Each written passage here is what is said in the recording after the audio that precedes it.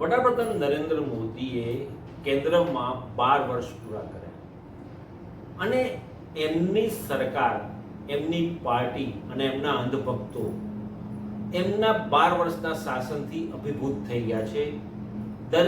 ભાજપ શાસિત રાજ્યોમાં પણ જે પ્રકારે ઉત્સવો મનાવવામાં આવી રહ્યા છે, ગુજરાતમાં પણ ઉત્સવો મનાવવામાં આવી રહ્યા છે. દેશભરના મીડિયામાં એટલે કે ન્યૂઝ ચેનલ્સ પર કે ન્યૂઝપેપર્સમાં કે રાજ્યમાં, ગુજરાતમાં મોટા શહેરો કે હાઈવે ઉપર વડાપ્રધાન નરેન્દ્ર મોદીની 12 વર્ષની સત્તાના ગુણગાન ગાતી યશ ગાથા વડાપ્રધાનની લગાવવામાં આવી છે. દોસ્તો, આ જે પ્રકારની યશ ગાથા લગાવી છે એમાં ભાજપની અને કેન્દ્ર સરકારની પ્રચાર પ્રસારની જે કમિટી છે અથવા તો જે સંભાળે છે એ લોકોએ એક ભૂલ કરી છે. અને એ ભૂલ છે કે આ 12 વર્ષના શાસનમાં કેટલા રાજકીય પક્ષોના નેતાઓને તેમણે તોડીને પોતાના પક્ષમાં સામેલ કર્યા અને કેટલા પ્રાદેશિક પક્ષોના ઊભા બે ફાડ્યા કર્યા એ પણ લખવું જોઈએ, કારણ કે એ પણ એક સિદ્ધિ જ કહેવાય ને. જો ભાજપની સરકાર અને ખાસ કરીને વડાપ્રધાન નરેન્દ્ર મોદીની સિદ્ધિઓ વર્ણવાતી હોય તો આ પણ એક મોટી સિદ્ધિ જ છે કે પક્ષના ઊભા બે ફાડ્યા કરવા, પક્ષમાં બે ભાગલા પાડી દેવા અને રાજ કરવું. દોસ્તો, આ મુદ્દો એટલા માટે ચર્ચી રહ્યો છું કે પશ્ચિમ બંગાળમાં વિધાનસભાની ચૂંટણી પૂરી થઈ, પરિણામો આવી ગયા અને ભાજપને પ્રથમ વખત બંગાળમાં સત્તા મળી. પશ્ચિમ બંગાળમાં સત્તા મળતાની સાથે જ ભાજપે બદલાની રાજનીતિ શરૂ કરી.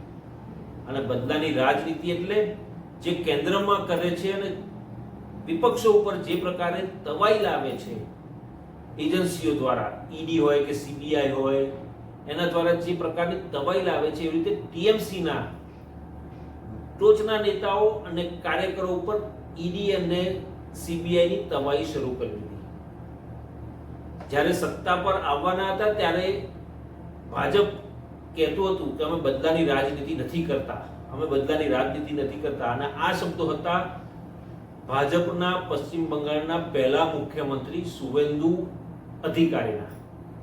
અને સત્તા મેળવ્યાના બીજા દિવસથી તેમણે બદલાની રાજનીતિ શરૂ કરી દીધી. દોસ્તો, જે પ્રકારે ઈડી અને સીબીઆઈ ગાળીઓ કસવાનું શરૂ કર્યું ટીએમસીના નેતાઓ અને કાર્યકરો ઉપર, અને ખાસ કરીને જે રીતે સાંસદો ઉપર ગાળીઓ કસાવવાની શરૂઆત થવાની હતી, એને જોતા કેટલાક સાંસદોએ મમતા દીદીની પાર્ટી ટીએમસી, તૃણમૂલ કોંગ્રેસમાં બળવો પોકાર્યો. અને એવું કહેવાય છે કે 19 થી 20 સાંસદોએ લોકસભાના સ્પીકર ઓમ બિરલાને મળીને પત્ર આપ્યો સહી વાળો અને પોતે અલગ બેઠક, અલગ જગ્યાની માંગણી કરી.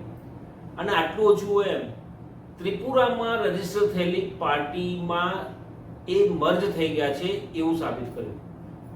હવે ત્રિપુરાની જે પાર્ટી છે એ પાર્ટીનું મૂળ છે પશ્ચિમ બંગાળમાં. હવે એના મહામંત્રી કંઈક અલગ કે છે, એના પ્રમુખ કંઈક અલગ કે છે. વાત શું છે કશી ખબર નથી, પરંતુ આ એક એવી પેચીદી હરકત ભાજપની હતી જેમાં પોતે ભાજપ ફસાયું હોય એવું અત્યારે લાગી રહ્યું છે. દોસ્તો, ભાજપે જે પ્રકારની રાજનીતિ કરી છે, જે પ્રકારે પોતે સત્તા પર આવવા માટે જે પ્રકારના હથકંડા અપનાવ્યા છે, એમ કહેવાય કે સામ દામ દંડ ભેદની નીતિ અપનાવી છે. અને એની શરૂઆત 2014માં જ્યારે ભાજપ સત્તા પર આવ્યું, વડાપ્રધાન તરીકે નરેન્દ્ર મોદી બિરાજમાન થયા, અને એ વખતે આપણા હાલના કેન્દ્રીય ગૃહ અને સહકારિતા મંત્રી અમિત શાહ ભાજપના રાષ્ટ્રીય પ્રમુખ હતા.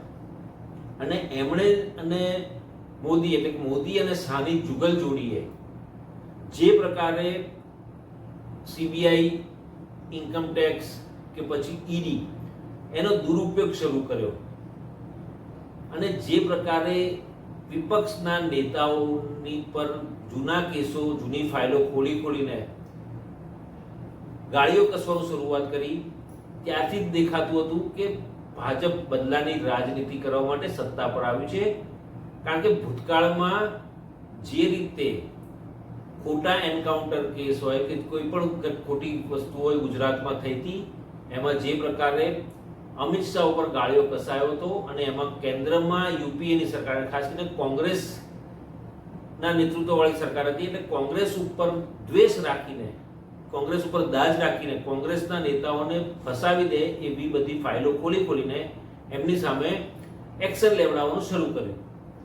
અને જે રીતે ભાજપ સમગ્ર દેશમાં કેટલાક રાજ્યોમાં જ ભાજપનું શાસન હતું, પરંતુ ધીમે ધીમે કેન્દ્રમાં સત્તાનું જોર વધતા અને જે પ્રકારે સત્તા મેળવી અને સત્તાના નશામાં મોદી અને શાહની જુગલબંધીએ જે પ્રકારની કામગીરી કરી અને જે પ્રકારની કાર્યવાહી શરૂ કરી અને દુરુપયોગ કરીને જે પ્રકારે બીજા પક્ષોના ધારાસભ્યો હોય, સાંસદો હોય, નેતાઓ હોય, એ લોકોની સામે કેસ કરવાનું શરૂઆત કરાઈ. અને આના ડરથી ઘણી બધી પાર્ટીના કદાવર નેતાઓ, દિગ્ગજ નેતાઓ એ પાર્ટીઓ છોડીને ભાજપમાં સામેલ થઈ ગયા. અને ભાજપમાં સામેલ થઈ ગયા પછી એ કાર્યવાહી ધીમી પડી ગઈ અથવા તો એ કાર્યવાહી જડમૂળમાંથી નીકળી ગઈ અને કાર્યવાહી અટકી ગઈ, બંધ થઈ ગઈ, એ ફાઇલો જ બંધ થઈ ગઈ. અને આ બધું જોયું આપણે જોયું છે અને આપણે જાણીએ પણ છીએ. અને જે પ્રકારે પક્ષોની વાત છે કે ચલો આ તો નેતાઓ અને ધારાસભ્યોને, સાંસદોને તોડીને ભાજપમાં લાવવાનું છે, પરંતુ જે રીતે પ્રાદેશિક પક્ષો પર તવાઈ શરૂ કરી છે અને આની શરૂઆત મહારાષ્ટ્રમાં 2022માં મોદી અને શાહની જુગલજોડીએ કરી. 2022માં શિવસેના, કોંગ્રેસ અને એનસીપી ની સરકાર હતી, ભાજપ સત્તાથી દૂર હતી. અને જે રીતે ભાજપના ચાણક્ય ગણાતા અમિત શાહે ચોખ્ઠું ગોઠવ્યું અને ઉદ્ધવ ઠાકરેના વિશ્વાસુ એવા એકનાથ શિંદેને ફોડ્યા. અને એકનાથ શિંદેને ફોડીને જે પ્રકારનું આખું ડ્રામેબાજી થઈ કે મુંબઈથી મહારાષ્ટ્રના એમના સમર્થકમાં જે ધારાસભ્યો તે બધાને લઈ એ સુરત પહોંચ્યા.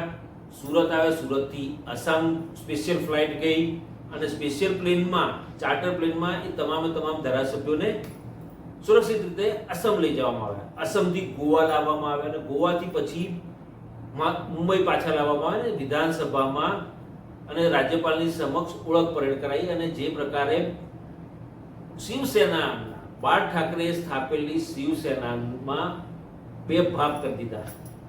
આટલું છું એમ ચૂંટણી પંચે પણ તેમાં કેન્દ્ર સરકારને અને ભાજપને મદદ કરી અને ચૂંટણી ચિહ્ન જે શિવસેનાનું હતું એ ચૂંટણી ચિહ્ન આપી દીધું એકનાથ શિંદે શિવસેના જૂથને. આવું જ કર્યું એનસીપી. શરદચંદ્ર પવારે કોંગ્રેસથી છૂટા પડીને રચેલી પાર્ટી રાષ્ટ્રવાદી કોંગ્રેસ પાર્ટી, એટલે કે નેશનલિસ્ટ કોંગ્રેસ પાર્ટી. હવે એમના ભત્રીજા અજીત પવાર દાદા, જેમનું થોડા સમય પૂર્વે એક કાર્યક્રમમાં જઈ રહ્યા હતા અને મહારાષ્ટ્રના નાયબ મુખ્યમંત્રી પણ બની ગયા હતા અને એ કાર્યક્રમમાં જઈ રહ્યા હતા અને પ્લેન ક્રેશ થતા તેમાં તેમનું નિધન થયું. એ અજીત દાદાએ પણ એનસીપીમાં બે ભાગલા પાડી દીધા અને ભાજપ સાથે જોડાઈ ગયા. અને ખાસ કરીને શિવસેના એકનાથ શિંદેની જે સરકાર બનવાની હતી ભાજપના સમર્થનથી એમાં જોડાઈ ગયા. અને જે રીતે અજીત દાદાએ જે એનસીપી હતી શરદચંદ્ર પવારની, અજીત દાદાએ પણ જે પ્રકારે બળવો કર્યો અને ભાગલા પાડી દીધા અને એનસીપીનું અસલ ચિહ્ન જે છે એ અજીત દાદાના એનસીપી ગ્રુપને આપી દીધું. એટલે જે પ્રકારે ચૂંટણી પંચ ભાજપના ઈશારે કામ કરી રહ્યું હોય એવું સાબિત થયું. આ 2022ની વાત થઈ.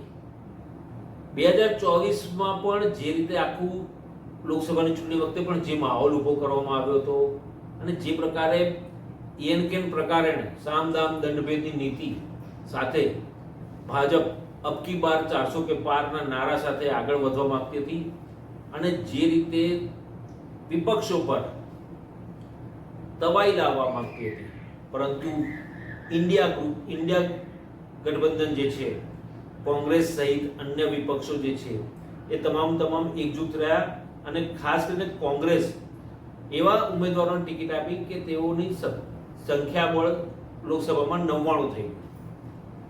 2025 શાંતિથી કહું, 2026માં પશ્ચિમ બંગાળની વિધાનસભાની ચૂંટણી આવી અને વિધાનસભાની ચૂંટણીમાં ભાજપે એડી ચૂંટણી જો લગાવ્યું કે પછી ચૂંટણી પંચની મદદથી એસઆઈઆરની જે પ્રક્રિયા થઈ એમાં જે પ્રકારે ચૂંટણી પંચે ભૂમિકા ભજવી અને જે રીતે નામો કાપવામાં આવ્યા મતદારોના, મતદાર યાદીમાંથી નામ ગાયબ કરી દેવામાં આવ્યા અને ભાજપને મદદ કરી અને ચૂંટણી પંચે વિધાનસભાની ચૂંટણી ભાજપને જીતાડી દીધી.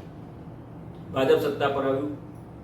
તૃણમૂલ કોંગ્રેસના મમતા બેનર્જીનો પણ તેમના પોતાના મત વિસ્તારમાં શુભેન્દુ અધિકારી સામે પરાજય થયો. વિધાનસભામાં હારી ગયા પછી વિપક્ષના નેતા તરીકે ટીએમસીમાં પહેલા એકતા હતી, એક જૂથ હતું, પરંતુ કંઈક એવી રમત ભાજપે શરૂ કરી અને ખાસ કરીને મોદી અને શાહની જોડીએ એવા પાસા ફેંક્યા કે ટીએમસીના ચૂંટાયેલા ધારાસભ્યોમાં ભાગલા પડવા માંડ્યા અને મમતા બેનર્જીએ જે પસંદ કર્યા હતા વિરોધ પક્ષના નેતા તરીકે એમનો વિરોધ કરીને અન્ય ધારાસભ્યોને વિપક્ષના નેતા બનાવવાની માંગણી કરી અને એ માંગણી ન સ્વીકારતા આ લોકોએ અલગ ચોકો રચ્યો અને અલગ બેઠકોની માંગણી કરી દીધી. કારણ કે નિયમો પ્રમાણે સંખ્યાબળ એમની પાસે વધારે હતું એટલે અલગ બેઠકો ફળવાઈ જવા અને વિપક્ષના નેતા તરીકેનું પદ મળી ગયું. પછી હવે આવ્યો ખેલ સાંસદો ઉપર.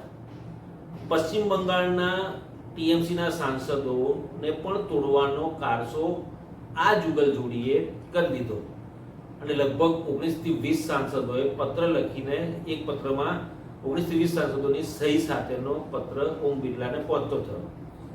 ઓમ બિરલા સાથે મીટિંગ પણ થઈ અને મેં અગાઉ કહ્યું ત્રિપુરાની પાર્ટીમાં મર્જર થઈ ગયું.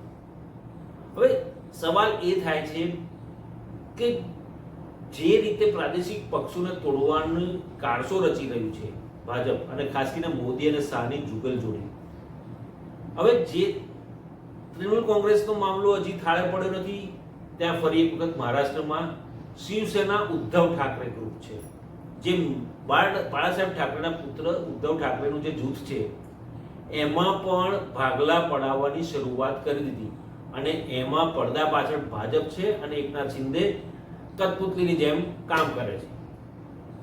ઉદ્ધવ ઠાકરે જૂથના સાંસદ સંજય રાઉતે તો એટલે સુધીનો દાવો કરી દીધો કે 15 કરોડ રૂપિયાની લાલચ આપવામાં આવી છે ભાજપ તરફથી અને તોડવાનો પ્રયત્ન કરી રહી છે.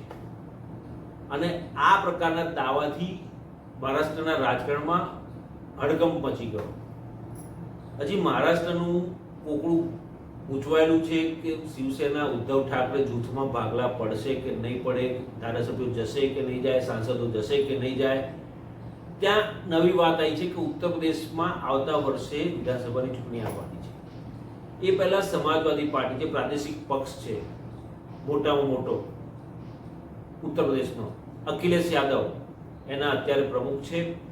મુલાયમસિંહ યાદવ એ સ્થાપેલી આ પાર્ટી છે, પ્રાદેશિક પક્ષ. એનું જોર પણ સમગ્ર ઉત્તર પ્રદેશમાં સારું એવું છે, વર્ચસ્વ પણ છે. અનેક વખત સત્તા પર પણ આવી ચૂક્યા છે, ભૂતપૂર્વ મુખ્યમંત્રી પણ રહી ચૂક્યા છે. મુલાયમસિંહ યાદવ પણ હતા, સ્વર્ગસ્થ મુલાયમસિંહ યાદવ, અને એમના પુત્ર અખિલેશ યાદવ પણ મુખ્યમંત્રી રહી ચૂક્યા છે. હવે ભાજપ ઉત્તર પ્રદેશમાં પણ સમાજવાદી પાર્ટીમાં ભાગલા પાડવાની શરૂઆત કરી દીધી છે અને જે રીતે એજન્સીઓનો દુરુપયોગ કરવામાં આવેલો છે એવી જ રીતે ત્યાં આગળ પણ સમાજવાદી પાર્ટીના નેતાઓ ઉપર એજન્સીનો દુરુપયોગ શરૂ કરી દેવામાં આવ્યો છે. અને આ બધી એજન્સીઓના ડરથી સમાજવાદી પાર્ટીના નેતાઓ, સાંસદો અને ધારાસભ્યો અંદર ખાને ગણગણાટ કરી રહ્યા છે કે આપણે આ પાર્ટી, સમાજવાદી પાર્ટીમાંથી નીકળી જઈએ, ભાજપ સાથે જોડી જઈએ તો અલગ પોતાનું નવું જૂથ રચીએ, એવો ગણગણાટ શરૂ થઈ ગયો છે. તો મિત્રો, કહેવાનું તાત્પર્ય એટલું જ છે કે 12 વર્ષની સરકારની સિદ્ધિઓની સાથે સાથે આ બધી સિદ્ધિઓ પણ ગણાય, એ પણ મૂકવી જોઈતી હતી, પરંતુ એ મૂકી નથી. એ શરમજનક બાબત છે.